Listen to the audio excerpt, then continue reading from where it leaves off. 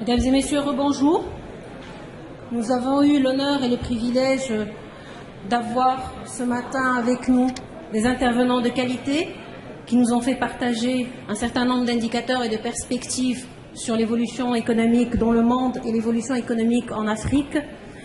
Nous avons appris notamment que les pays africains ont montré une croissance stable ces dernières années. Maintenant, qu'en est-il au niveau microéconomique? Quels sont les secteurs porteurs? Quelle est la nature du capitalisme, par exemple, qui se développe en Afrique? Comment saisir les opportunités? Quel est le retour sur investissement? Quel est le risque surtout? Parce que c'est cette triptyque qui intéresse les opérateurs économiques que vous êtes. Comment financer ce développement et cette croissance en Afrique? Le rôle que joue le Maroc en tant que hub en Afrique?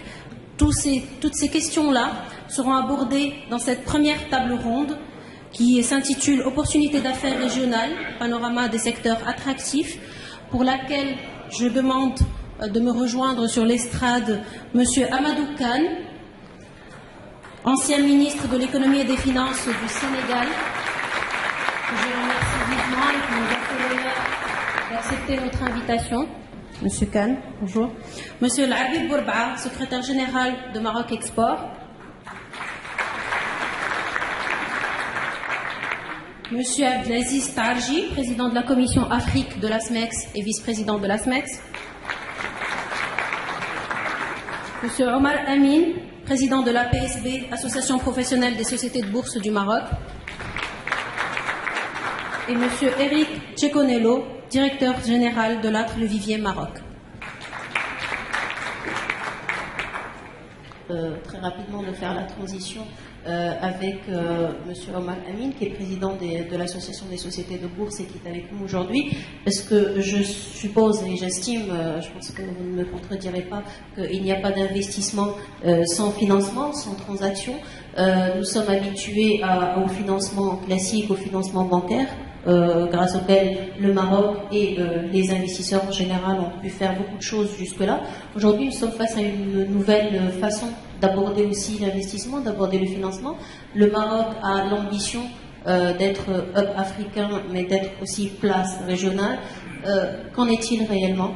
Où est-ce qu'on en est? Est-ce que c'est un mythe, c'est une réalité? Qu'est-ce qui change? Et quelles sont les solutions de financement alternatives qui existent et qui sont mises à la disposition des investisseurs aujourd'hui? Merci à la conférence pour cette invitation. Félicitations pour les présentations qui ont été faites. Je préside l'association de 17 sociétés de bourse au Maroc, filiale de banques et indépendants. Et aujourd'hui, le marché financier marocain, le marché capitaux marocain, ne pourra pas se développer dans les 10 prochaines années sans une réelle intégration et connectivité avec les régions qui l'entourent. Aujourd'hui, il y a énormément de flux financiers d'investisseurs, que ce soit des mutuelles fonds ou des fonds de pension internationaux, qui cherchent des sous-jacents en Afrique. Je donne juste 2 grands chiffres. La capitalisation boursière de toutes les grandes bourses africaines représente à peine 2% de la capitalisation mondiale. Donc imaginez, avec quand même plus de 3 quarts ou 2 tiers que sur l'Afrique du Sud. Donc il faut savoir de quoi on parle. On est des petits marchés fragmentés et on ne pourra pas se développer sans avoir une taille critique, une masse critique, au moins pour espérer capter ces 2% en pondération des fonds sur l'Europe. Si on prend les fonds européens et sur l'Europe occidentale et les États-Unis, on est à peu près à 1000 milliards de dollars, hein, pour vous donner un peu les différents flux qu'on est en train de rater. Mais ces relations, il faut les créer, que ce soit pour répondre à des besoins de financement de gouvernement. Il y a un développement très important ces dernières années des émissions de dette gouvernementale ou dette privée. Il y a des pays aujourd'hui qui se financent en complément des aides qu'ils peuvent avoir au niveau d'institutions internationales. Il y a aujourd'hui quelques bourses régionales qui se développent.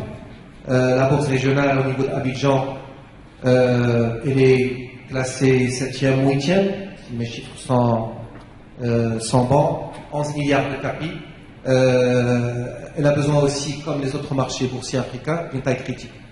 Donc, en réponse à votre question, oui, les marchés financiers, les marchés de capitaux peuvent apporter un complément de financement à ce que font les banques aujourd'hui sur place.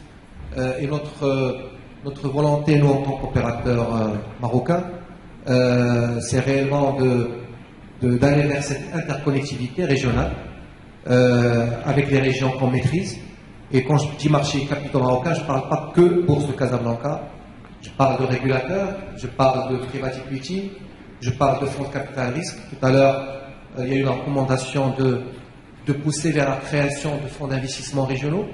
On est toujours dans cette problématique de masse critique pour pouvoir attirer ces grands fonds. Donc on est en train de travailler dans ce sens.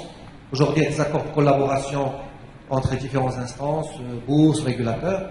Et on a surtout un projet national fédérateur qui est le projet de Casablanca Finance City, qui nous donne aujourd'hui l'opportunité d'avoir une vision claire pour faire de notre marché un espèce de corridor, un espèce de cluster pour attirer ces différents fonds en mettant des infrastructures, en mettant les compétences qu'il faut, en mettant un cadre fiscal adéquat, qu'on soit aux normes internationales en termes de dénouement espèces, de dénouement de titres, pour offrir à ces investisseurs étrangers la masse critique et aller vers ces différents marchés, accompagner les entreprises marocaines. On a parmi nous une entreprise cotée qui connaît les exigences en termes de transparence financière. Elle n'aura demain aucun mal à aller soit acheter des entreprises cotées ou se coter elles-mêmes, une double cotation. Aujourd'hui, on a les banques marocaines, on a vu tout à l'heure les chiffres, un pourcentage important de leurs résultats provient de leurs filiales africaines, mais ces filiales ne sont pas cotées aujourd'hui. Donc, les marchés financiers apportent, en plus du financement, apportent de la transaction, apportent de la valeur. Donc, vous imaginez si toutes les filiales de Tijeri ou de Maroc Télécom, aujourd'hui il y en a plusieurs, avec la dernière opération, étaient cotées ou valorisées, on aurait une taille critique beaucoup plus importante.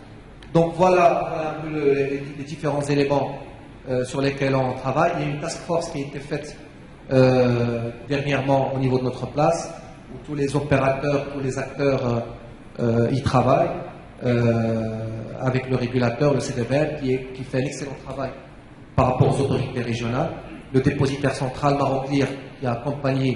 Donc il y a un travail sur le terrain qui est fait. Donc, ce n'est pas que des effets d'annonce, il y a aussi la présence des banques marocaines, qui sont des opérateurs leaders de nos marchés des capitaux. Je sais que Tijeri ou BMCE ont accompagné des États dans la levée de dettes, donc il n'y a aucune raison qu'on ne passe pas à l'étape pratique qui est pour moi la double cotation. Il faudrait que demain, qu'on puisse vendre à un investisseur institutionnel marocain, à un investisseur européen, qu'on puisse lui vendre de l'action ivoirienne en dirham, en euros francs CFA, de manière sécurisée et dénouée. Je pense que c'est quelque chose qui peut être réalisable à moyen et court terme. Merci. Effectivement, un des atouts qui sont présentés de plus en plus au niveau de l'Afrique, et particulièrement au niveau de l'entreprise africaine, c'est qu'elle permet aussi de valorisation aujourd'hui. Elle permet à l'investisseur de rentrer à un faible coût et de ressortir éventuellement avec des taux de croissance attractifs. Je ne sais pas dans quelle mesure est-ce que ça serait possible et dans combien de temps, parce qu'il y a aussi ce décalage en termes de rythme, en termes de temps, entre la logique et l'approche des marchés financiers, mais aussi la logique et l'approche de l'opérateur économique, on va dire classique, dans son approche classique. On est obligé, là, on me fait signe pour un petit peu aller beaucoup plus vite et arrêter ces tables rondes, mais je pense que ce que vous nous avez présenté là nous offre effectivement parfaitement la transition avec la deuxième table ronde qui, elle, va porter sur les outils de financement et les outils de couverture de risque. J'ai eu quelques questions, mais je pense qu'au niveau des ateliers, on pourra y répondre très, très rapidement et de manière efficace. J'appelle tout de suite, peut-être je vous remercie, messieurs, de votre